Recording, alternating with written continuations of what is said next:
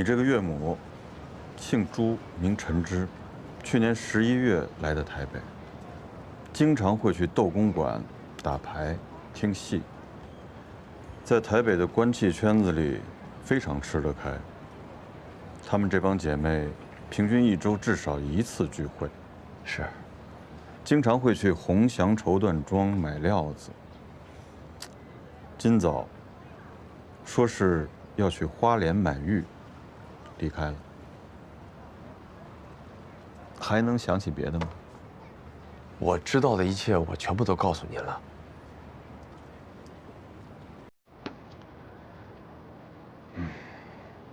老郑暴露了。如果你这个岳母真是共谍的话，那她应该就不会回来了。她会去哪儿呢？去哪儿？但他在台湾没有别的亲戚啊。啊，对，顾组长，有件小事儿，很奇怪，他走之前跟我太太交代了很多生活上的琐事儿，就好像再也不会回来了一样。这儿，王主任，哎，麻烦你帮我把你这个岳母当时来台湾申请通行证的那个申请表帮我找出来。好，我明天一早就给您送过去。王主任，啊，上车。哦，好。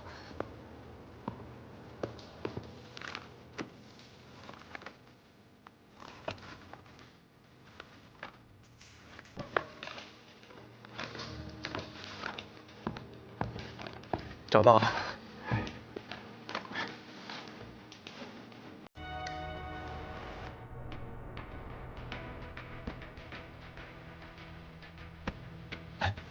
那这份申请表我带回去可以吗？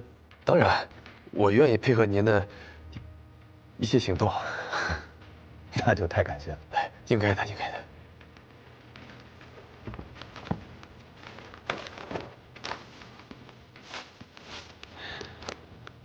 那就麻烦了。没事没事，我送你送你。哎呀，留步！不，一定要送，一定要送。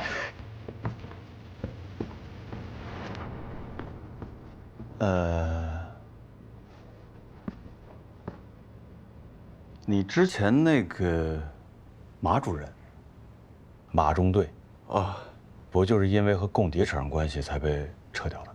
是。你刚坐上这个位子，屁股都没稳呢，凡事要多小心。是。我的意思是，你岳母那件事儿，我先帮你保密，你也别多嘴。当然，谢谢顾组长。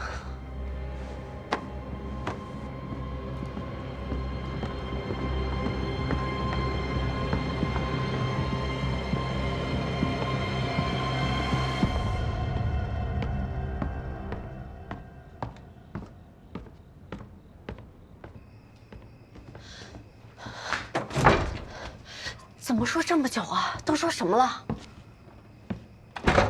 你当初就不该让你妈来台北。你这话什么意思啊？你也怀疑咱妈跟那个共谍有关系啊？他们保密局的人为了立功，什么事儿干不出来啊？他们有证据吗？咱家电话号码都跑到共谍头子手里了，还有什么证据啊？妈的通行证是你开的，他给咱们家的补贴你也没少用。他那个领带你不是戴着挺开心的吗？之前咱妈交的亲热，现在就你妈了，你有没有点良心？我没良心，阿雪，我一直都没敢告诉你，隔壁小梅姐家不是搬走的，她就是因为接待了一个从大陆来的远房亲戚，就被保密局定义为勾结共谍，现在已经枪毙了，孩子还在黑牢里关着呢，我没良心。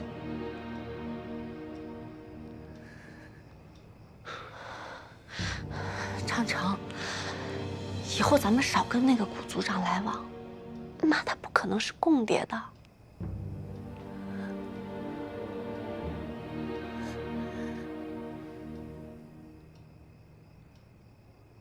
咱妈送我那个领带，你放哪儿了？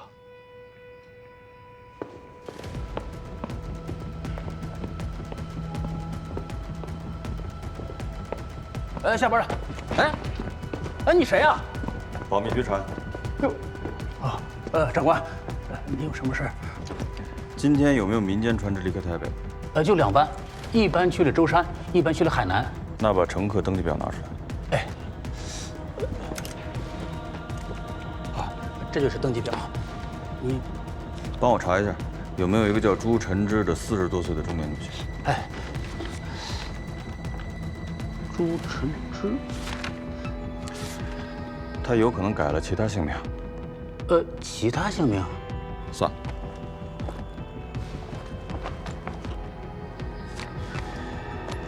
这张脸有印象吗？哎呦，长官，登船的太多了，我真记不住。那不好意思。长官慢走。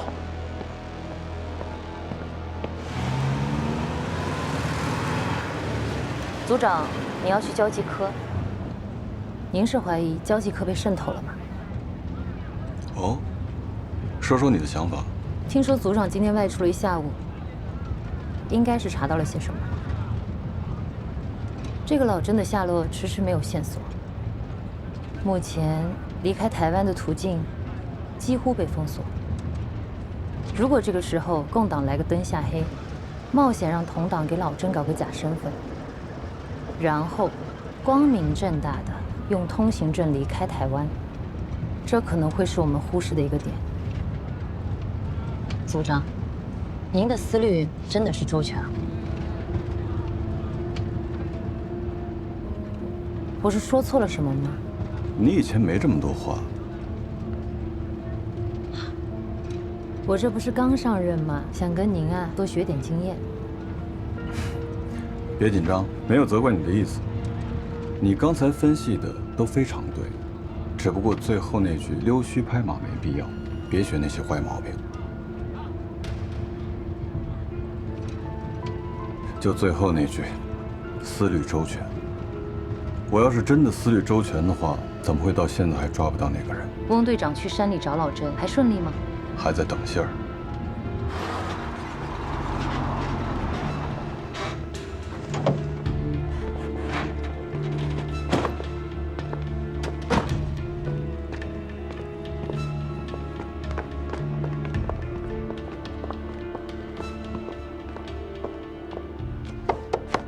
进。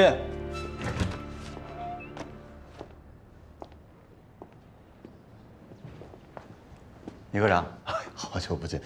哎呦，这气色真不错，比在吴办的时候还红润。听说高升了，特意来拜访一下。咱们没那个交情，有事直说。行，那就说正事儿。保密局查案，需要调阅一下由交际科签发的近期所有特别通行证的申请材料。这是调查令。哟，原来黎文元是古组长手下的得力干将，是刚调过去的，还是一直都是啊？哎呀，保密局嘛，多担待啊！正式介绍一下，这是我们侦防组行动一队的队长李晴。不好意思，工作需要，还请聂科长配合我。配合。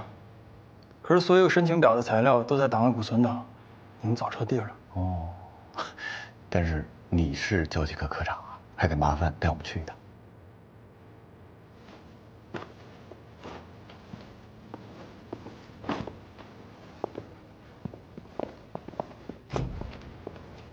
王科长，科长，保密局办案子，通行证的存档资料调出来让他们看一下。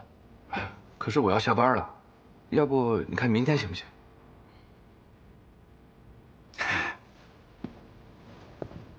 幸会，侦防组顾正文。今天可能真得晚点下班了，啊，不好意思，麻烦让一让。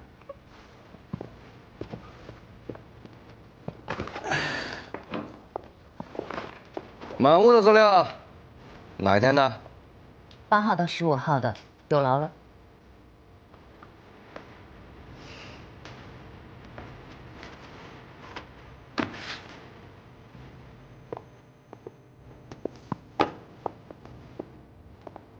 李静，把所有女性的档案你都调出。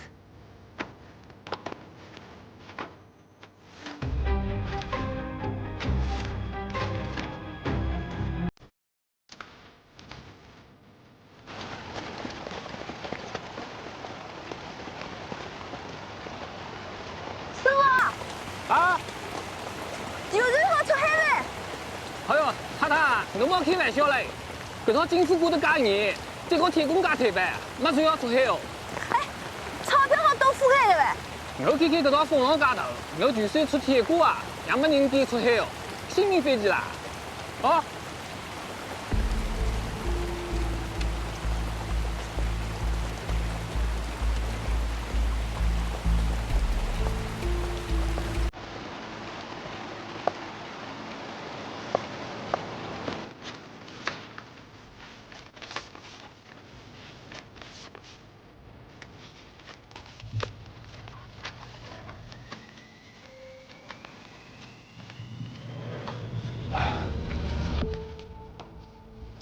居然没查到想查的人，不好意思啊，耽误王部长回家吃饭。多谢多谢，李科长。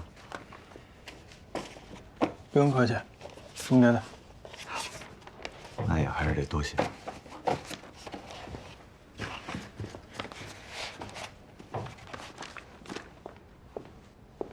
打扰了，资料您收好。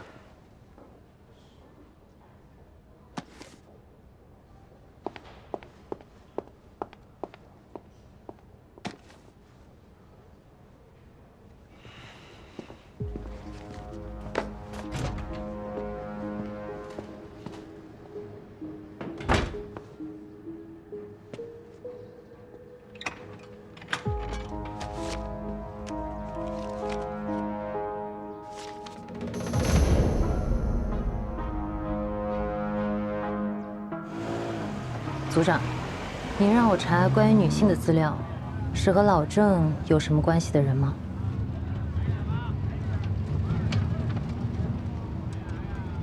你刚才见到聂科长，表现得很淡定啊。这是你调到保密局之后第一次见这个老朋友吧？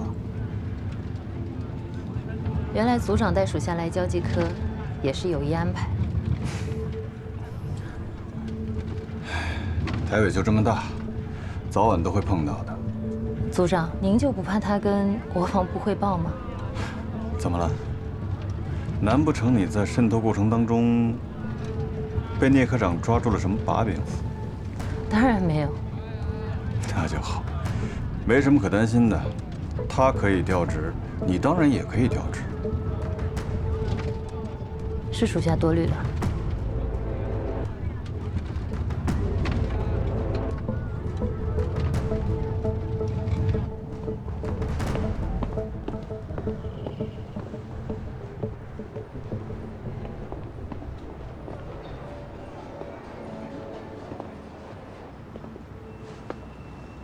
你怎么才下班啊？我看吴科长都已经走了。刚才临时有点事儿，耽误了一会儿。你可真忙。方便送我回家吗？你换车了？没有，那辆车坏了，这辆车是临时调用的。你们无办过年放假吗？不放假。 吴司长都不放假，现在时局这样，谁能放假呀？你们医院不也不放假吗？你怎么知道？师母那天说除夕大家一起吃个团聚饭。我给你医院打了好几个电话，你都一直在忙。你就不能等等我吗？总是我等你。对不起。总是对不起。 我听说，东南长官公署有一个总务处交际科，是专门负责一些出入台湾的证件。你有认识的人吗？能不能帮我打听打听？交际科呀，不太熟悉。安大梅，你还是一心想要回福州啊？当然啊，孩子还在福州呢。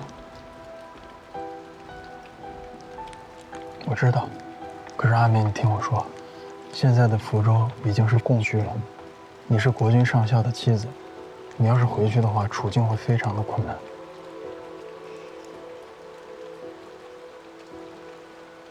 我可以不回福州，我去香港，我再想办法把孩子从福州接到香港去，这样是不是也可以？阿梅，孩子那么小，如果真出了什么问题，我们一家3口分隔3地，你忍心吗？你怎么就不愿意相信我呢？你告诉我怎么相信你啊？我们来台湾这么久了，我看不到一点回家的希望啊！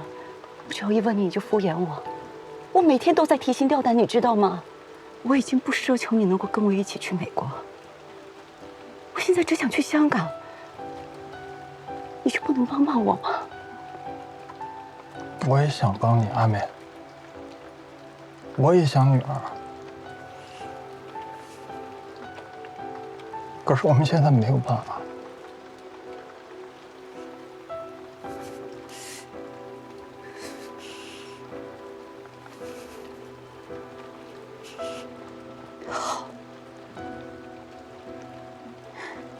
如果你认为我的身份离开台湾不方便，那我们离婚。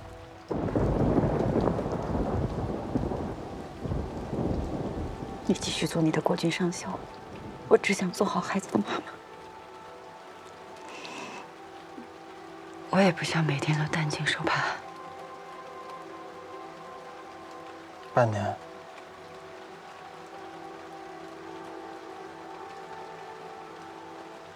如果半年后时局还是这样，没有办法转变，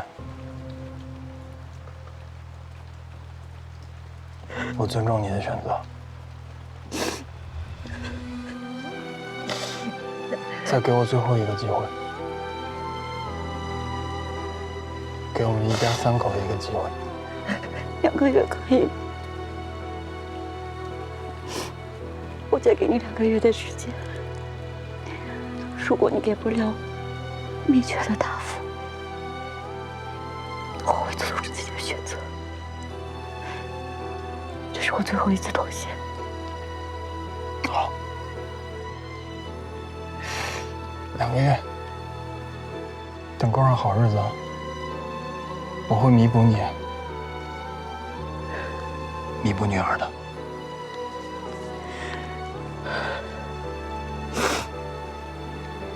还有，上次那个美国军官，我是想通过他往家里进一些钱，他很可靠。我走了。我送你。不用了。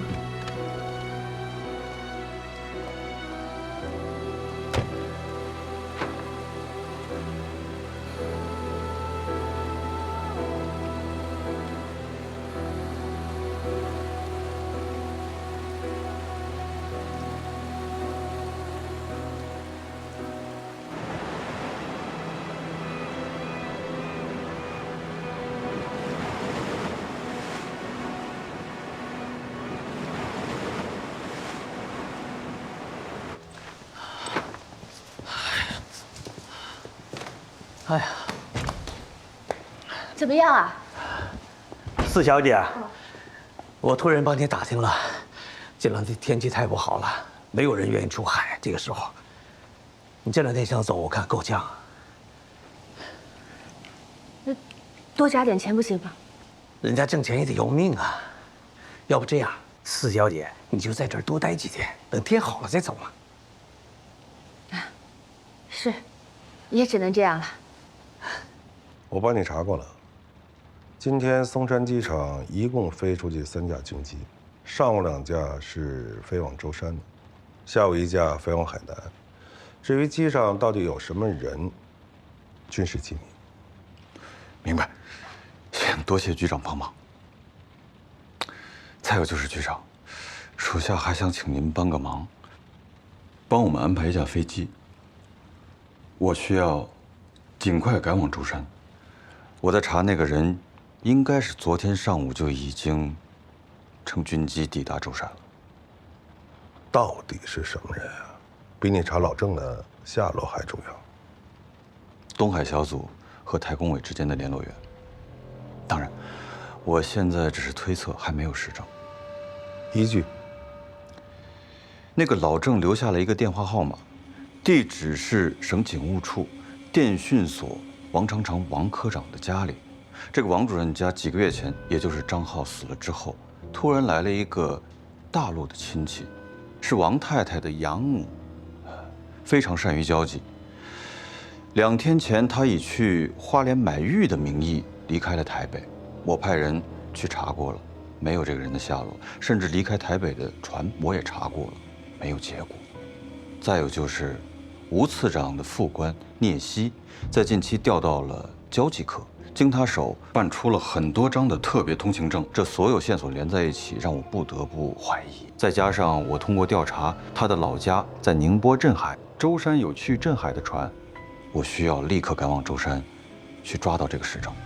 行，闹了半天你查出了那么多事情，那你让我查飞机的时候为什么不向我汇报？局长，您之前提点过我，查案一定要拿到实证。在追查吴次长这件事上，你真是锲而不舍。属下认为，就快要水落石出了。去舟山的飞机，我尽快给你安排好。你确定去了舟山就能找到他吗？舟山不大，可也不小啊。我去找他女婿试试。既然老家在镇海，他在舟山，说不定有亲属。希望你能顺利。回来好好过个年，否则的话，我新账老账跟你一起算。是。你那天为什么没去机场啊？古正文这2天一直在秘密行动，我想留下来查清楚，做你们的内线。这对你来说太危险了。而且我们的任务就是找到，并安全护送你回大陆去。我想像我哥那样，为这个新世界做些什么。昨天在这里，我已经把通行证烧掉了。你知道我办一张通行证有多费劲吗？我知道。对不起，我不可以在这个时候回大陆。这事儿不是我能决定的，我请示一下老师，再给你答复。2天后，这个时间还在这儿。好。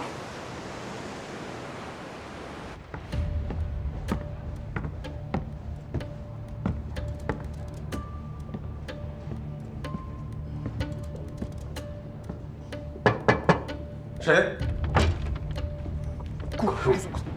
顾组长，这么紧张干什么？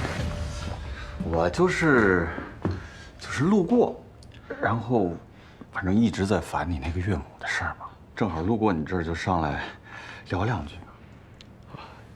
你说你那个岳母，她会不会在舟山还有亲戚啊、朋友什么的？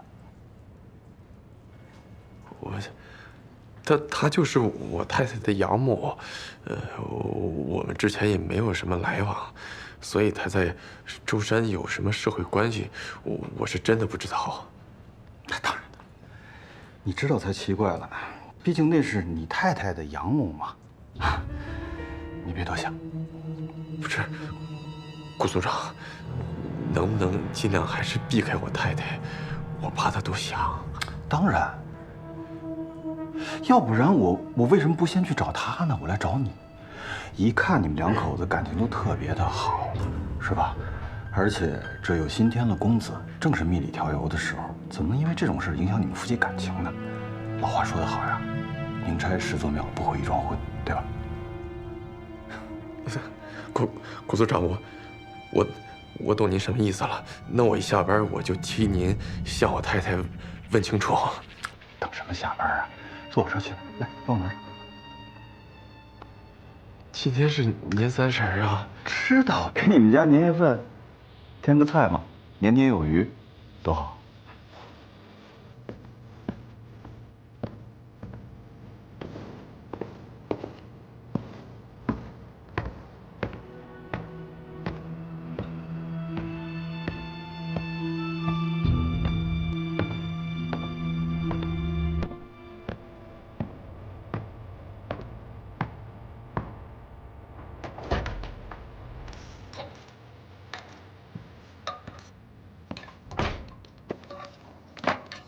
这么早就回来了，正好帮我搭把手。你怎么还有心情做年夜饭呀？怎么了？年不过了，日子不过了。镇防组的古组长又来找我了。阿菊，你那个养母在舟山，有没有什么亲戚朋友啊？我不知道。你不知道，你还在为他想。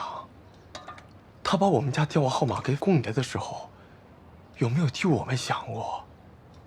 现在他一跑了之了，难道我们要替他背罪吗？谁说他跑了？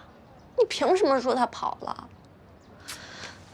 程程，我觉得自从来了台湾你就疯了，整个台湾都疯了。哎呀，他说年30回来，现在人影都没有，不是跑了是什么？现在年30不是还没过完吗？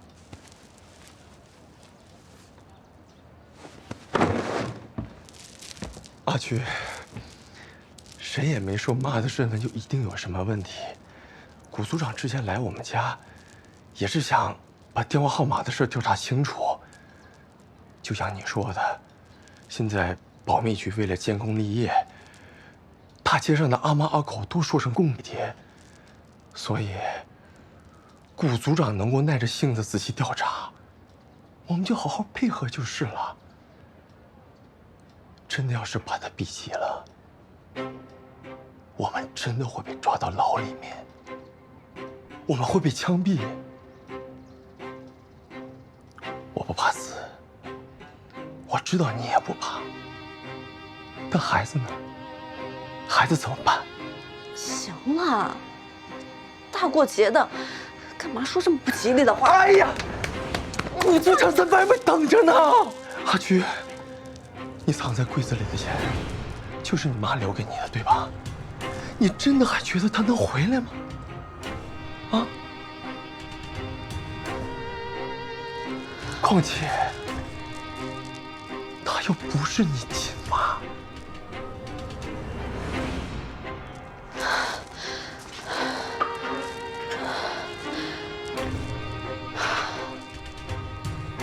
等我把饭做完。咱们全家好好的吃顿年夜饭。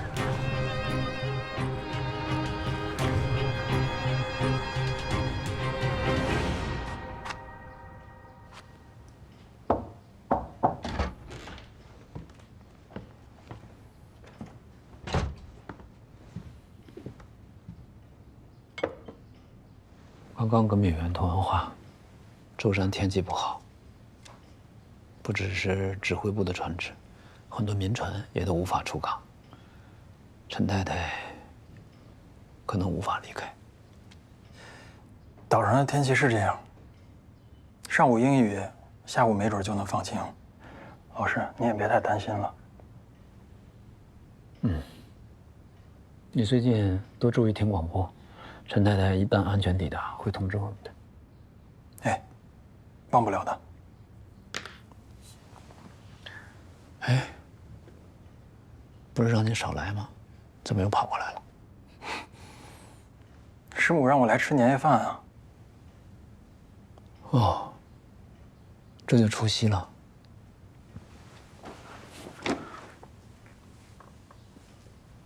阿美来吗？之前问了阿美，她说医院有可能加班，她也说不准。过春节还加班？去年过春节的时候。我们就是在一起过的。今年虽然在台湾，总还是要团聚一下的。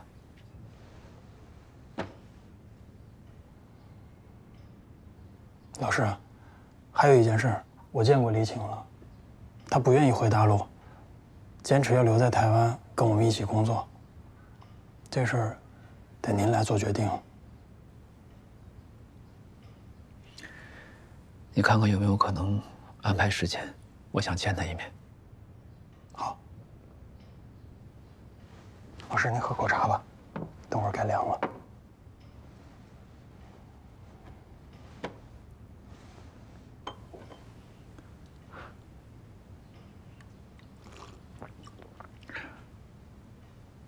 陈皮，降血压的。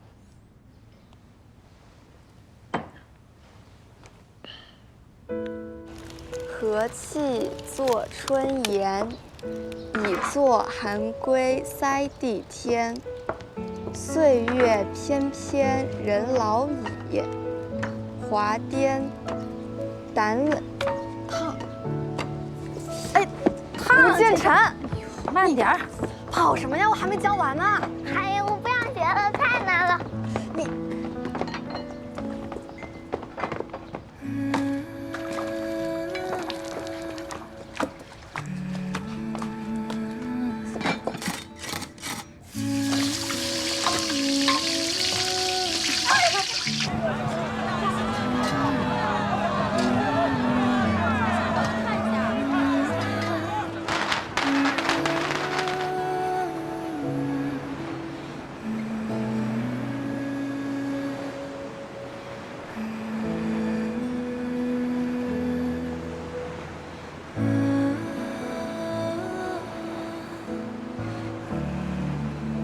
妈妈当时远嫁到沈阳来，才22岁。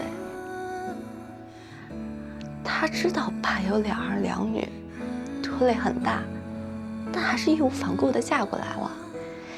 那时候我才6岁，很调皮，不好好吃饭，也不好好睡觉，还笑她有南方口音。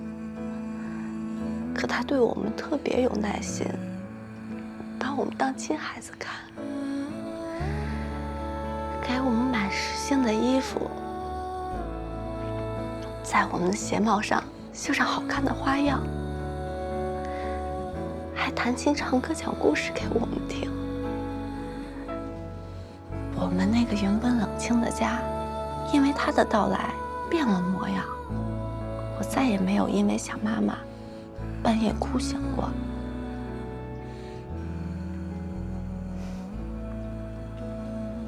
要不是因为他苦口婆心地劝爸爸，我跟姐姐根本没有机会读书的。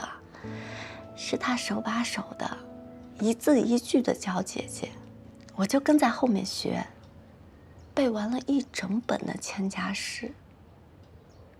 他还总跟我们讲，女孩子一定要识字，一定要多读书，一定要去看更大的世界。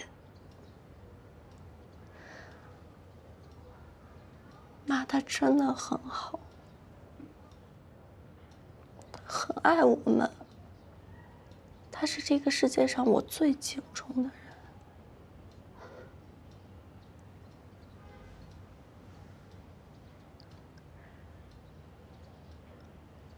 她怎么会是共谍呢？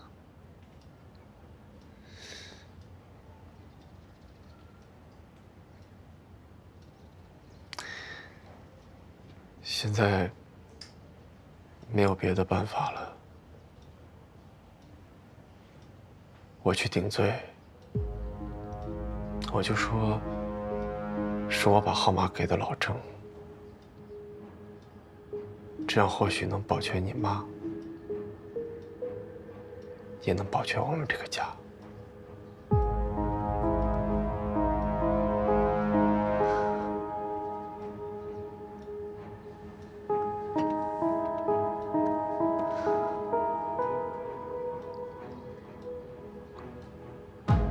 妈在舟山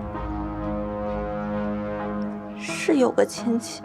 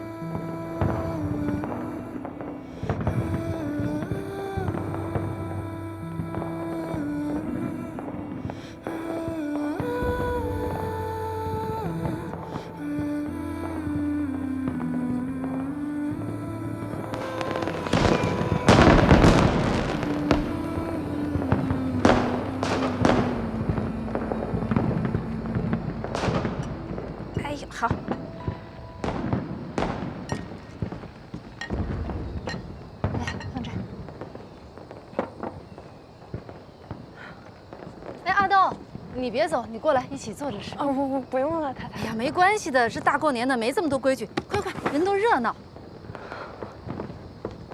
你拿凳子吧。我没事。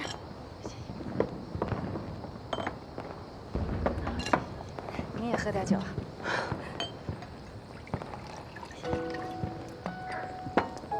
这要不是过年啊，咱们好久都没聚在一起了。我记得刚来台湾的时候，咱们经常聚，这一晃啊，小半年都没聚过了。来，我先敬大家一杯。辛苦了，师母。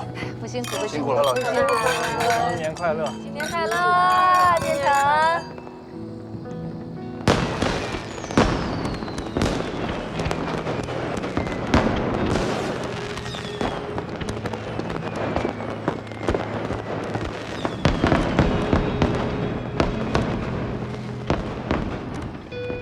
来，阿美，这菜也不错。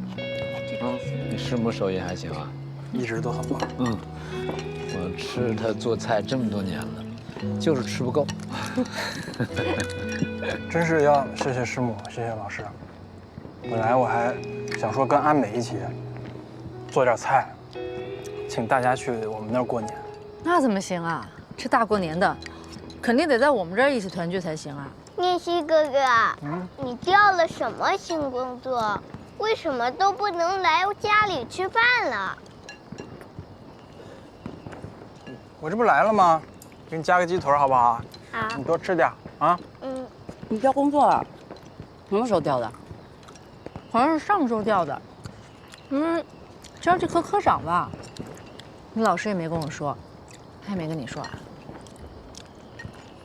要说，只不过说吃完饭单独跟你说。是那个东南长官公署的总务处的交际科。副官变科长，听起来好像是升职啊，又不是什么上不了台面的事，为什么要单独说呀？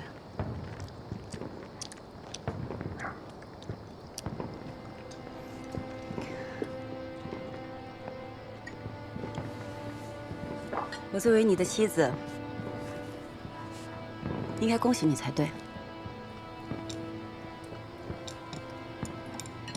对，是应该恭喜恭喜。你说吧，他跟着于勋的时候，这每天忙得脚不沾地，安家费都没挣上。新工作新气象，以后会越来越好的。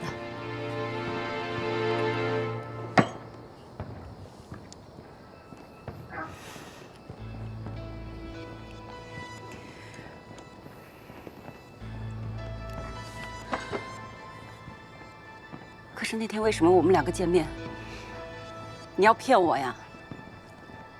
你知道我打听了多久才知道这个交际科可以办理通行证吗？我还问你有没有人脉，能不能帮我办一张？没想到你就是这个交际科科长啊！你别着急，我昨天不是跟你解释了吗？咱们俩现在的关系啊，回不了福州。即便是去了香港，也会面临其他的问题的。是，你解释得很好，滴水不漏。可我是不是也说过，我去香港，我至少有个盼头呀？我想要的是希望。你心里懂吗？你有替我想过吗？阿美，你先别冲动。聂希有他的难处。老师，聂希他不但骗我，他也骗了您。当初让孩子自己留在福州，是他自己做的决定，根本就没有跟我商量。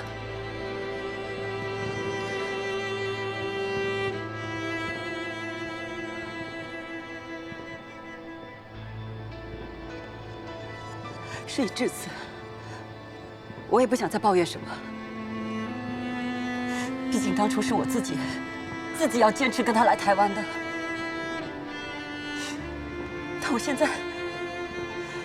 但是我现在就想跟孩子团圆呀。聂希他作为孩子的父亲，我的丈夫，他为什么能够帮别人办理通行证，不能帮我办一张呢？有这么难吗？